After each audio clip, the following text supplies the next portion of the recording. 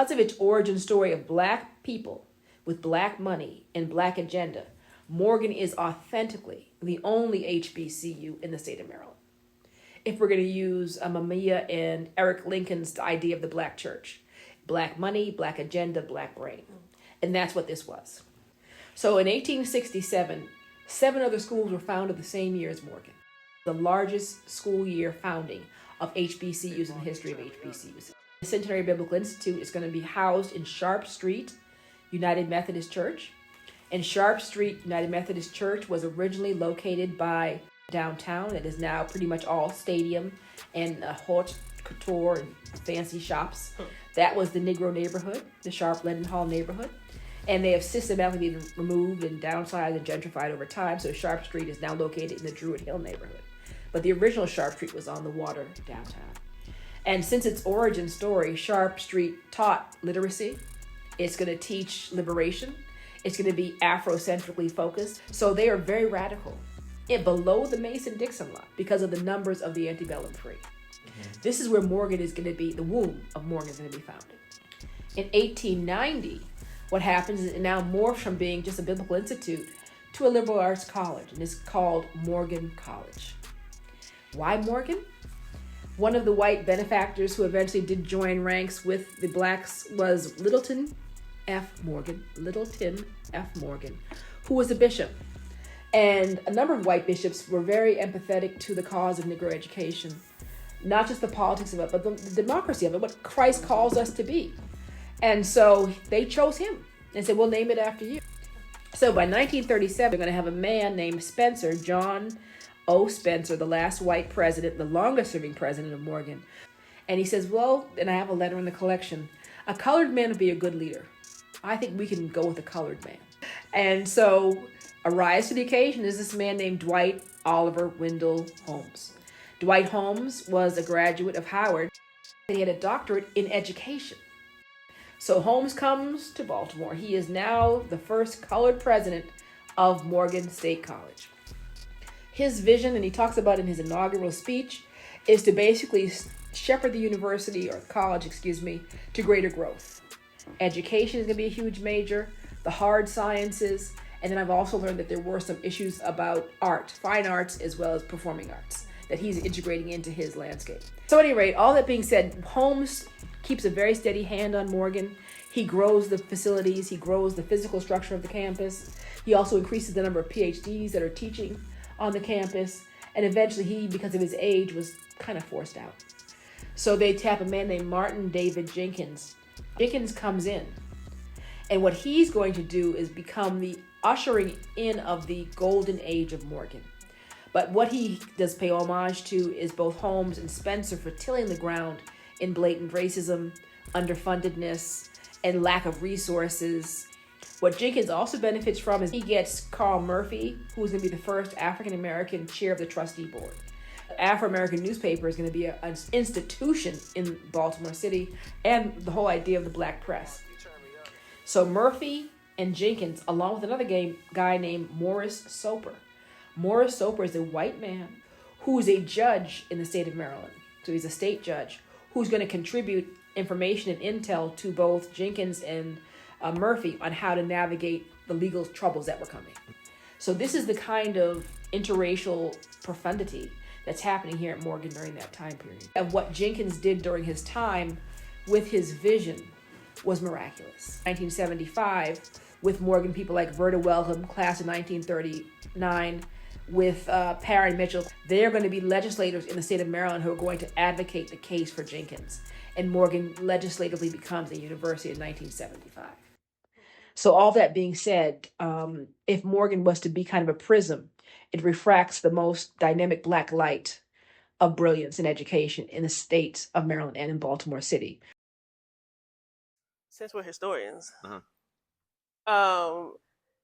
makes me think of just the founding of the university, like the time when this university was founded, and other HBCUs in Maryland in particular, but just generally when they were founded, how they were founded, what was the energy surrounding them.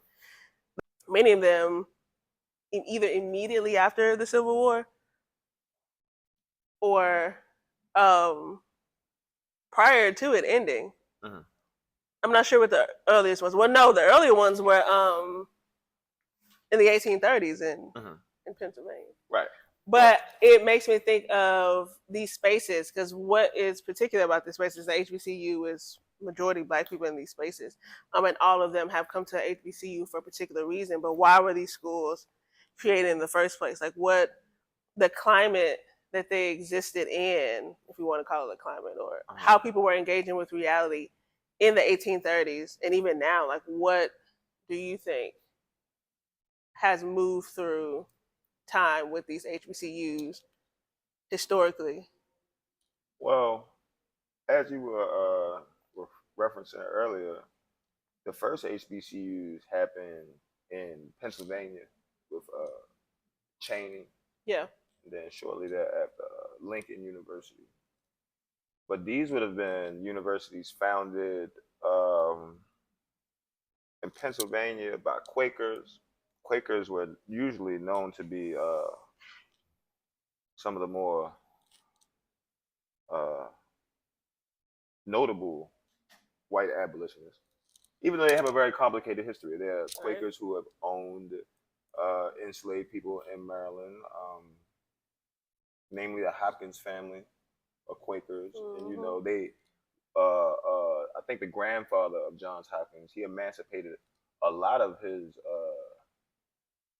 enslaved property at some point in his life, but it's not like their history is absent of slavery. Right. The Quaker history.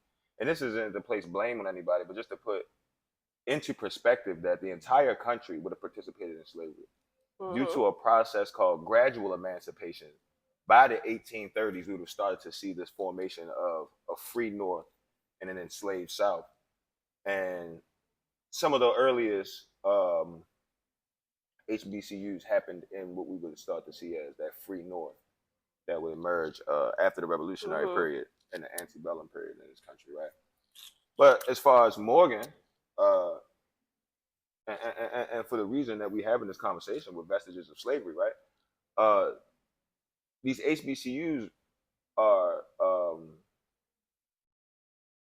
definitely vestiges of slavery in the sense that the purpose of it was to educate this newly freed population, right? That it was illegal for them to be educated this entire time during the slavery. Right. Right. So that was the main objective of these HBCUs. Is like we have to have a massive education effort to address the lack thereof for the 246 years that this institution of slavery existed, you know, an extension of the British colony. Right. So that was the initial thing.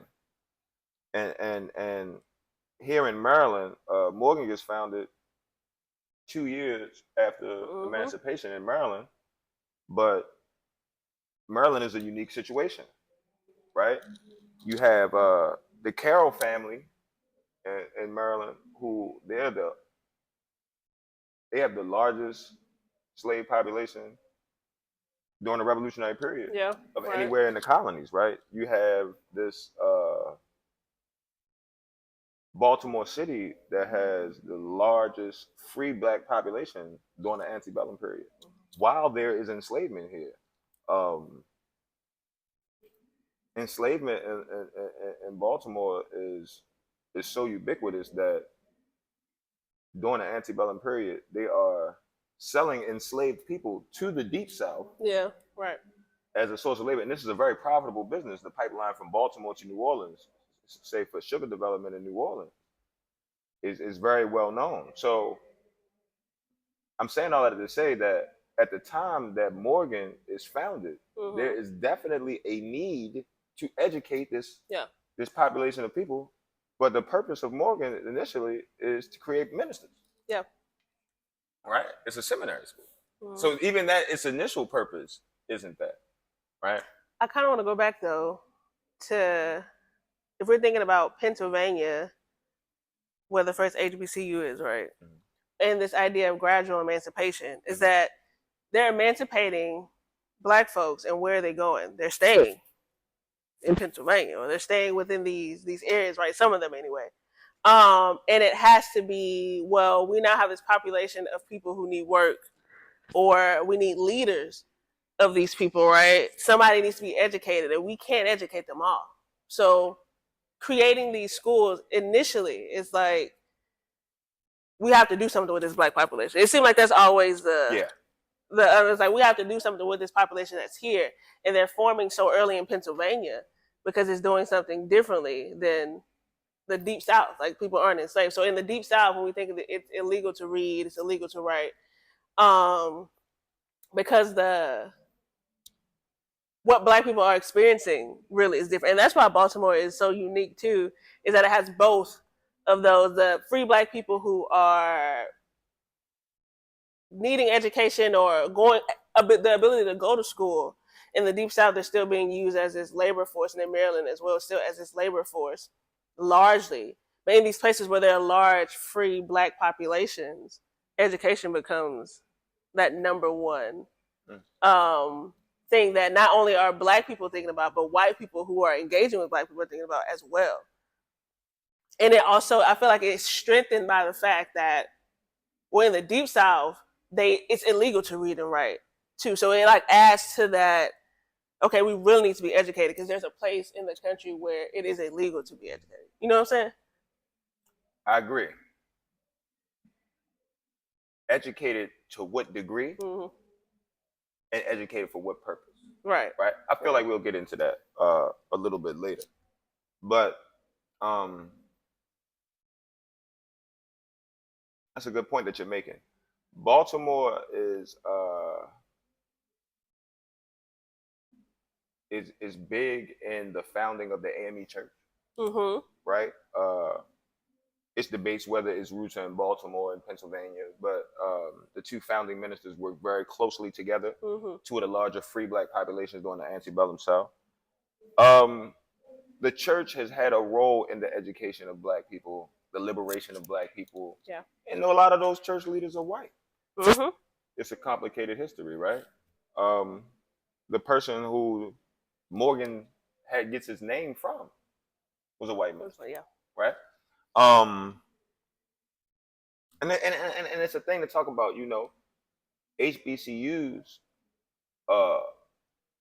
they're for the Black population, you know, but it's not an exclusively a Black thing. It didn't even originate like that.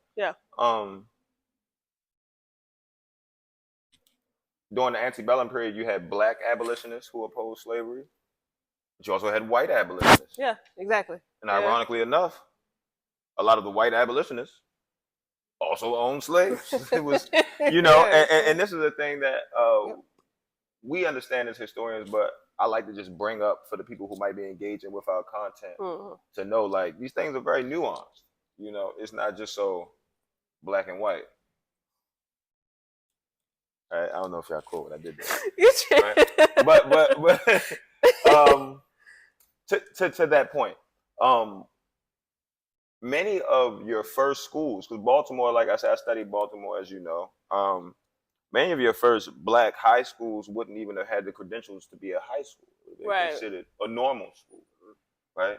And the purpose for the normal school was to take the people who have had the basic education of reading and writing and understand these principles and teach them pedagogy so that they could teach the rest of the uneducated population. That's what a lot of these normal schools functioned as until they got the credentials to be a high school. You know what I'm saying? As these schools are being founded, let's say, by white philanthropists or other white teachers or Quakers, it's the same education system that they're giving white students, right? And in this education system, that white students are taught their value and their potential, which they're taught that they have high value and high potential, unlimited potential. It's the same education system that's teaching Black children that their value and their potential as well, which according to that education system will be low value and very limited to no potential, right? And I think this is a vestige of slavery, because slavery, as it become chattel slavery in the United States, obviously is race-based. And to enforce a race-based system, there has to be this hierarchy And of course, blackness is at the bottom, and whiteness is being defined by what blackness is. And I think we've talked about this before, where I say blackness is static; it doesn't change. But whiteness changes over time. When you talk about all these Germans and even Jews coming into these places that initially moving here, they're different, but they end up being incorporated in this white supremacist state against blackness, or their experiences is against blackness. So even in education, this idea that blackness is inferior, which comes from chattel slavery in the United States, even on HBCU campuses, even within black education, even in these cities that are majority black, even the curriculum itself, but in just the education system has to function with that understanding. This is not the Deep South, but Maryland during the Civil War were Confederate sympathizers. Yes. A lot of the most prominent and wealthy Baltimore residents supported the Confederate cause, right? And though they did never secede from the Union, they still continued to practice slavery all the way up and through the Civil War. Two of the most famous enslaved Marylanders, Harriet Tubman and Frederick Douglass, are people who have come to define American slavery, and they're not from the Deep South. But that is really getting at the point, though, of it's not the Deep South, which is factual, but the position that it holds is what makes it so unique, because it still has the culture of the Deep South and their slavery still entrenched here, right? However, its proximity to the North and the fact that there's such a large free black population, 1,000%. These things are like working at each other. These the energies, how people are engaging with it. And that's what I think I was saying earlier, of just the proximity to the fact that there are people who cannot read, write, and it's illegal for people to read and write, further pushes our goal of we need to be able to read and write, or create these schools or push education in the black community, right? Like engaging with slavery, themselves being slaves, right? Engaging with slavery in the proximity to it would absolutely, I think, have a stronger sentiment in HBCUs being found, and just education in the black, if you want to say just black people's experience in the country, or even just the black liberation struggle, with education being at the forefront of it, is because it's of its proximity to slavery in Baltimore. And you ain't telling no lie. It's historians who attribute the founding and the organizing of Baltimore to the efforts of some ministers from D.C. as well as Baltimore. And the same thing was done with the founding of Bowie State University, which is maybe 2 years before Morgan. In this, it's debated about the DMV in Baltimore, but in that area in general, man, you have Bowie State University, Howard, Morgan, Coppin, so it's for an area that's not vast, like we said. It's not like the Deep South, and it's not vast. For there to be so many HBCUs in proximity to each other, definitely speaks to the need for that population in that area. And we know that during enslavement, especially in urban areas, there were no two urban areas that had more free black people than Washington, D.C. and Baltimore, right? So it's an interesting point that you definitely are making to that. And, I just like to go back and forth with you about, whether this is the South or not. This is a healthy historical debate. Me and my colleagues have often. But yes, I definitely would say Maryland's proximity to both enslavement and freedom during that antebellum period cultivated a type of black intellectual thought that permeates this region. That definitely probably contributes to the amount of HBCUs in this area. To the fact though, right? Since we're bringing this race dynamic into it,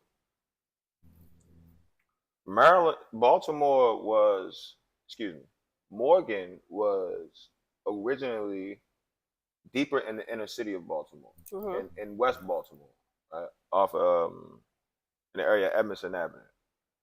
And that was his original location before this area was granted through what's that, the Moral? The second moral land act. Yep, the second Moral Land Act that is now saying that in this nation that we have, this new nation that we have, right? Mm-hmm. There has to be the equal access of this newly freed population to Yeah. get education, and if they're not going to be able to go to white institutions, then We have to go to the state has to be able to provide Yeah. them with equal, or you know what I'm saying, Yeah. type of institutions. So as you probably know how the game went, they said, now y'all can't come here, so you can get y'all your own. Yeah. Right? And this is how a lot of these land grant institutions started to become possible for these black places. This area, annexed by Baltimore City in 1917 from Baltimore County, was white farmland when Morgan acquired it. Mm-hmm. And they were not happy about the fact that there was about to be this Negro school in their neighborhood. Yeah. Right? And that speaks more to Baltimore's history with race and space than it does specifically the history of HBCUs. But HBCUs fall in that conversation, right? So back to the point where I was bringing up earlier, right? Is the function of the HBCU serving this undereducated population of newly freed black people, right? Let's just say Baltimore is symptomatic of the things that's in Baltimore is symptomatic of other American cities with large black populations, right? And let's say that these other black students from urban spaces in America went to public schools that had dilapidated facilities and, you know, not the best quality of education, and then they get an opportunity to go to college, right? Are they coming to college with the same skills as people who went to school and had different resources, right? Or they went to different school districts that didn't have to combat those same issues as far as how the building functions and the administration and all of that? Yeah. Does the HBCU still have a more tailored experience to those students who would have come from experiences like those in the Baltimore City public school system, right? And is that the necessary function of an HBCU in modernity? Is to still fill those gaps that's left by those vestiges of slavery that we have on the public school level before they even get to the collegiate level? I don't think we're gonna have all those answers today, right? But this has been a good conversation because I'll leave this last thing. It really wasn't until I got to the HBCU experience that I recognized how nuanced the Black American experience is, right? Because I grew up in Northeast Baltimore, and I know what my Black experience was being in this urban space that is Baltimore City. When I come to the HBCU and I see a bunch of people who look like me, and they dress like me, and we listen to the same music, I'm assuming that they had a similar experience to me. But everybody didn't come from the same demographic. Everybody didn't have the same experience as far as like class dynamic. Everybody doesn't come from public school, right? Everybody's public school experience isn't the Baltimore City public school experience, right? So the HBCU doesn't just serve one type of black student, right? And I feel like the black student coming to college has different needs. Some people may have come from a secondary school experience where their blackness was affirmed and they were very aware of their blackness. Some people might have just been going to school. You don't even realize how black you are until you at an HBCU. Yeah. Right? A big thing when I was at Morgan for undergrad is that you couldn't leave this undergrad experience without taking that African diaspora class. Right? You wasn't going to leave here without understanding the impact of the student protest at Morgan. So you can understand what space you in and what was necessary to cultivate that space. Right. And like you said, you might not necessarily be in places that always reinforce that before you come to college. Mm-hmm. And I know for a fact that there are some young students that is why they come here. Yeah. Right? They say I done went to schools where I done just got this experience, like I'm a minority, just a part of this American experience, and I wanted to come to something that's tailored more for me. Yeah. Right? And then you have a student who may come from experience where they say, hey, I'm from a black space and I was always educated around black people and I can't see myself being nowhere else but that. Yeah. Right? So it serves both. But that's what makes me think of how I am engaging with an HBCU. It's like I said before, it's different as a grad student. But when I think of it broadly, of just education being liberating and oppressive at the same time. And when I think of the purpose that HBCUs are to serve today, I don't have the answer. It's kind of just up in the air, really. But I think it's necessary to look at how HBCUs are maintaining the status quo and how they're actually instituting some type of challenge to the status quo. Because when we think about the sit-ins, and those were challenges to the status quo, right? How and HBCUs doing that now? Right, and I don't see them doing that as such now, because it's and context change, right? People have different goals over time, right. But coming from a place where I was very aware of my blackness, but it wasn't affirmed, and it being affirmed here doesn't blind me, maybe that's not the right word, to the fact that this is still, the education that I'm being taught is still the same thing. Oh, no problem. Right.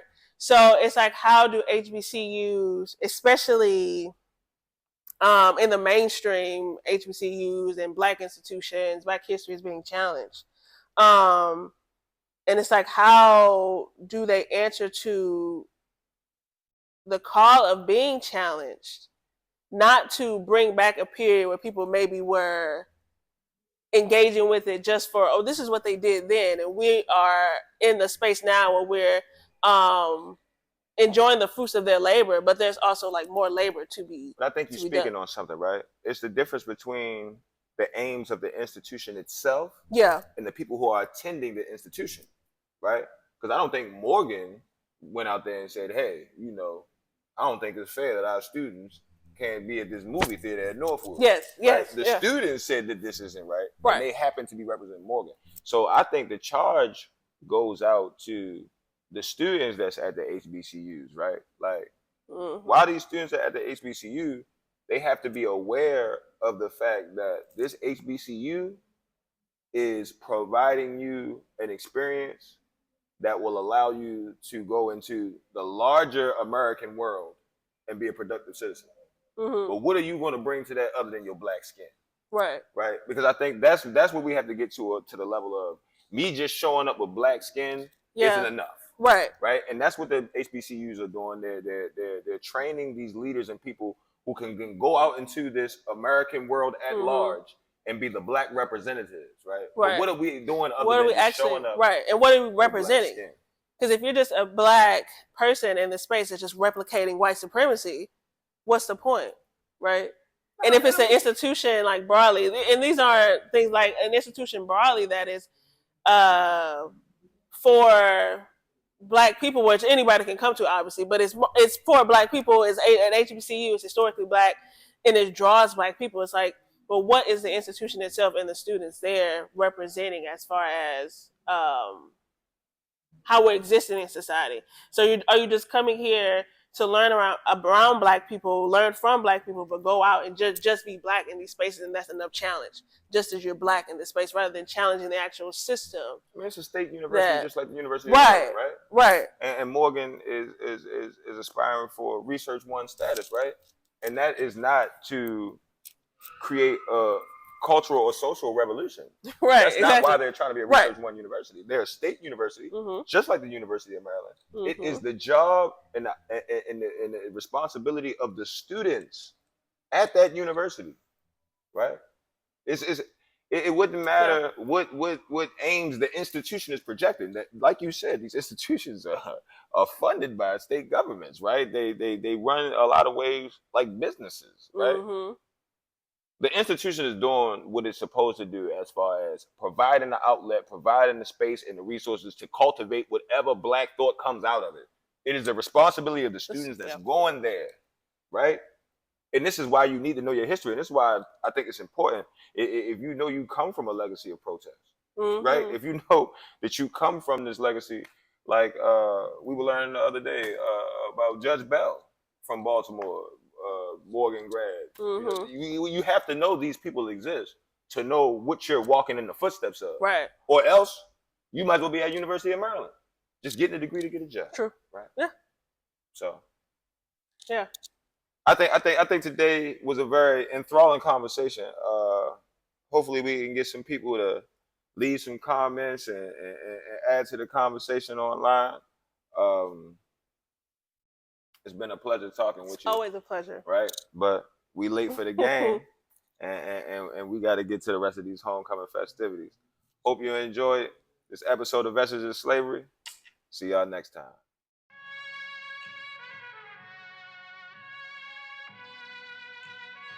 Hey, Mark, you turn me up.